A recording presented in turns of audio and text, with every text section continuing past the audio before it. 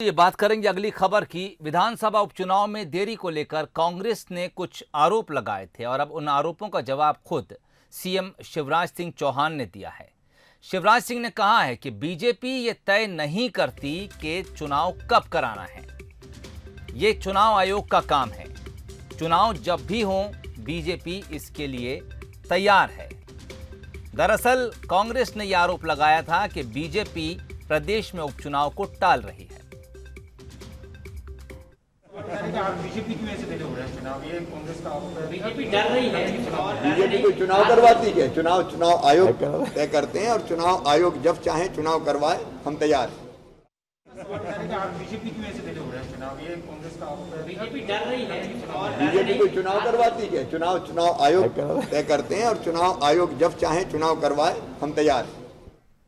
तो ये वो जवाब था जो सीएम शिवराज सिंह चौहान ने दिया। उनका कहना है कि बीजेपी चुनाव नहीं कराती है, ये काम चुनाव आयोग का है। दरअसल प्रदेश की 27 विधानसभा सीटों पर उपचुनाव होने हैं। इसकी तारीखों में देरी को लेकर कांग्रेस प्रवक्ता के मिश्रा ने बीजेपी पर निशाना साधा था। उन्होंने ये कहा था कि बीजेपी प्रदेश में उपचुनाव में देरी करा रही है। क्या कुछ वो बयान था के मिश्रा साहब का, वो आपको सुनाते हैं। 20 जुलाई को भारत सरकार के निर्वाचन आयोग ने सार्वजनिक तौर पर कहा कि कोरोना को लेकर चुनाव और उपचुनाव आगे बढ़ सकते हैं। उसके 3 दिन बाद 23 जुलाई को चुनाव आयोग की अधिकृत प्रवक्ता ने यह स्पष्ट किया कि चुनाव सितंबर अंत तक होंगे और उसकी तिथि पहले समय पर ही घोषित कर दी जाएगी। उसके 2 दिन बाद मुख्यमंत्री जी चिरायू हॉस्पिटल में एडमिट हो जाते हैं। 26 और 27 उसके 2 दिन बाद चीफ सेक्रेटरी इलेक्शन कमीशन को इलेक्शन बढ़ाने के लिए पत्र लिखते हैं। तो ये पूरी तरह स्पष्ट है कि सरकार चुनाव से भाग रही है। तो ये वो बयान था जो 2 दिन पहले के मिश्रा साहब ने दिया था। उन्होंने एक प्रेस नोट भी जारी किया था, वो भी हम आपको तस्वीरों में दिखा रहे हैं। फिलहाल इस वक्त हमारे साथ इस खबर पर बातचीत के लिए कांग्रेस प्रवक्ता अजय सिंह यादव साहब हैं और बीजेपी की तरफ से उमेश शर्मा जी इस वक्त हमारे साथ जुड़ गए हैं। आप दोनों का बहुत बहुत स्वागत है बंसल न्यूज पर। जी नमस्कार। अजय सिंह साहब, आपके पास आना चाहूंगा। जो आधार के मिश्रा साहब गिना रहे हैं, 2-3 बातें उन्होंने मिक्स की हैं और उसमें सबसे इंपॉर्टेंट बात जो थी कि सीएस ने, चीफ सेक्रेटरी ने एक पत्र लिखा है चुनाव आयोग को और उसमें उन्होंने कहा कि फिलहाल चुनाव जो हैं वो आगे तारीखों में बढ़ाए जाएं। क्या इसी को आप मुख्य आधार मानते हैं? मिश्रा साहब के जो बात है आधार है। देखिए सुहेल जी, मध्य प्रदेश में जिस तरह के हालात हैं, आज 5 महीने से प्रदेश में एक ऐसी सरकार बैठी हुई है जो केवल तकनीकी रूप से बहुमत में है। 116 का बहुमत उनके पास नहीं है। केवल 27 विधानसभा क्षेत्रों में क्योंकि विधायकों के इस्तीफे हुए इसलिए वो सत्ता में बैठ गए।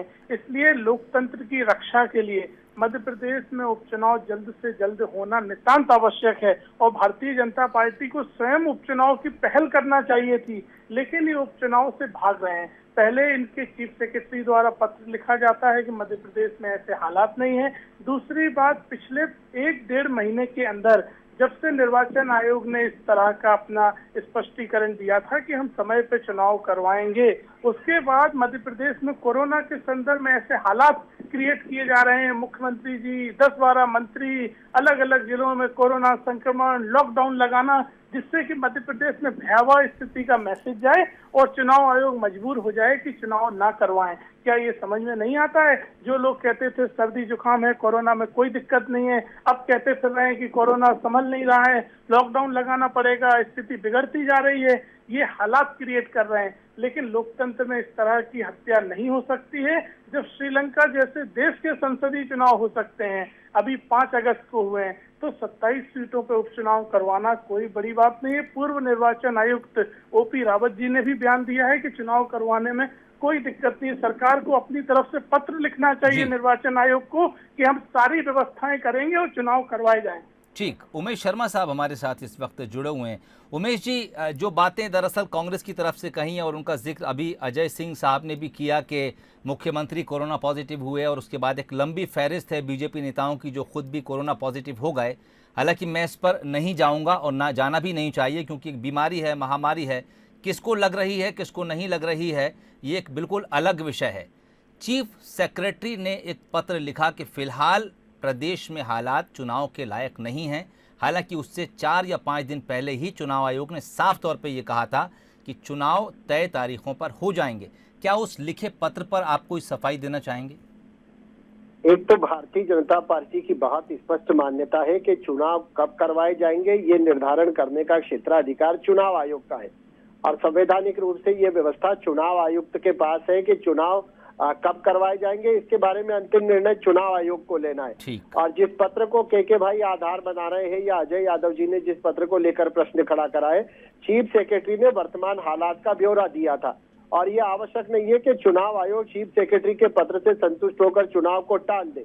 अंतिम निर्णय चुनाव आयोग को करना है और भारतीय जनता पार्टी रंचमात्र भी चुनाव को लेकर चिंतित नहीं है। चुनाव को हम लोग चुनौती नहीं मानते हैं और चुनाव जब भी होंगे भारतीय जनता पार्टी निश्चित रूप से निर्णायक बढ़त के साथ इस चुनाव में विजय प्राप्त करेगी और हम लोग भी चुनाव आयोग के निर्णय की प्रतीक्षा कर रहे हैं।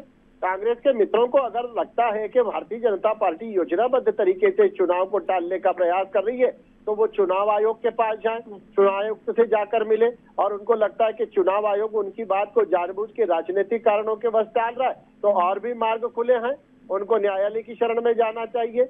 ये जो झूठा आरोप और एक प्रोपोगंडा कांग्रेस पार्टी के द्वारा खड़ा करा जा रहा है, इस तरह के राजनीतिक प्रोपोगंडा खड़ा करने में कांग्रेस पार्टी को महारत हासिल है। इनको इस बात की प्रावीण्यता है कि ये गेन केन प्रकरण भारतीय जनता पार्टी को कटघरे में खड़ा करने का प्रयास करे, पर हम बहुत स्पष्ट और दो टूक रूप से समझा देना चाहते, भारतीय जनता पार्टी का रंचमात्र भी इरादा इस चुनाव को आगे बढ़ाने का नहीं है।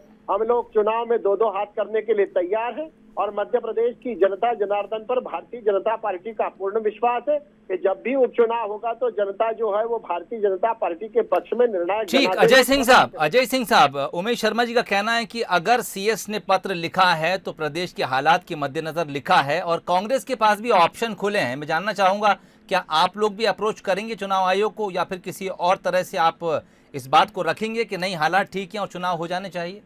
देखिए सोहेल जी, ये भ्रम फैलाने वाली बात है। चीफ सेक्रेटरी जी पूरी तरह कैबिनेट और सरकार के प्रतिनिधि के तौर पर निर्वाचन आयोग को पत्र लिखते हैं, तो अगर आपके चीफ सेक्रेटरी सरकार की तरफ से एक औपचारिक पत्र लिख रहे हैं तो ये तो आपकी सरकार की मंशा हुई कि चुनाव टाले जाएं। और अगर उसके बाद भी उमेश शर्मा जी कहते हैं कि नहीं सरकार की मंशा अलग है, चीफ सेक्रेटरी जी की मंशा अलग है, तो क्यों भारतीय जनता पार्टी सरकार पहल नहीं करती है? क्यों निर्वाचन आयोग को अपनी तरफ से पत्र नहीं लिखती है कि लोकतंत्र की रक्षा के लिए समय पे चुनाव करवाए जाए और हम सभी व्यवस्थाएं करने के लिए तैयार हैं? आप बहानेबाजी कर रहे हैं, आप 27 की 27 सीटें हारने वाले हैं इसलिए चुनाव से भाग रहे हैं। ठीक, उमेश शर्मा साहब बहुत छोटा सा जवाब चाहूंगा। पार्टी के लिए सही नहीं है। सेक्रेटरी अगर इस तरह का पत्र लिख देगा कि हम चुनाव करवाना चाहते तो फिर हमारे ऊपर ये आरोप मढ़ा जाएगा कि भारतीय जनता पार्टी दबाव देकर चुनाव आयोग को चुनाव की नहीं मढ़ा जाएगा, बंद करवाना चाह रही है। तो मैं तो निवेदन ये करना चाहता हूँ अजय जी से और पूरी कांग्रेस पार्टी के कर्णधार मित्रों से कि आप चुनाव आयोग से जाकर मिलिए, चुनाव आयुक्त से जाकर मिलिए और आपको लग रहा है कि आपकी बात को नहीं माना जा रहा है तो आप न्यायालयीन शरण में जाइए। भारतीय जनता पार्टी पे आरोप मढ़ना अनावश्यक है और ये राजनीतिक रूप से लगाया गया आरोप है। भारतीय जनता पार्टी इसको सिरे से खारिज करती है। सोहेल जी, राज्य में चुनाव करवाने के लिए निर्वाचन आयोग पूरी तरह राज्य सरकार पे डिपेंड होती है। ऐसे में अगर राज्य सरकार लिखेगी कि निर्वाचन की स्थिति नहीं है तो चुनाव आयोग पे दबाव पड़ना स्वाभाविक है। भारतीय जनता पार्टी दबाव बना रही है, चुनाव से भाग रही है। आप बताइए निर्वाचन आयोग बिना राज्य सरकार के कैसे चुनाव करवाएगी? तमाम कलेक्टर निर्वाचन अधिकारी होते हैं, सब राज्य सरकार के अधीन है। कोई भी पार्टी का होगा वो कभी चुनाव की नौबत नहीं आने देगा। आप मुख्य सचिव से क्यों पत्र लिख रहे हैं? मुख्य सचिव को लिखना चाहिए कि हम व्यवस्थाएं करेंगे और मुख्य सचिव लिख रहे हैं कि चुनाव के हालात नहीं है। अजय शर्मा साहब, भागने वाली बातें स्पष्ट दिखाई दे रही है। अजय जी उमेश जी से जवाब लेते हैं। उमेश साहब, बहुत कम समय मेरे पास है, क्या सीएस का पत्र सरकारी पत्र नहीं है? सीएस का पत्र सरकारी पत्र है पर सुप्रीम कोर्ट को संदेह में लाना, चुनाव आयोग पर संदेह करना, जितनी स्वायत्त शासी इकाइयां हैं उन पर संदेह करना कांग्रेस पार्टी का शगल रहा है। चुनाव आयोग को कटघरे में नहीं, सवाल तो वो बीजेपी पर उठा रहे हैं। नहीं, हम बीजेपी सरकार के ऊपर संदेह प्रकट कर रहे हैं। हम किसी सुप्रीम कोर्ट या हमने निर्वाचन आयोग पर कोई संदेह नहीं किया। चुनाव आयोग अजय सिंह साहब, चुनाव ना हो पाए। अजय सिंह साहब खुद कह रहे हैं कि वो बीजेपी पर सवाल उठा रहे हैं। हम बीजेपी पर सवाल उठा रहे हैं, निर्वाचन आयोग पे दबाव बना रहे हैं सरकार की चुनाव के हालात नहीं है जिससे कि चुनाव ना हो पाए।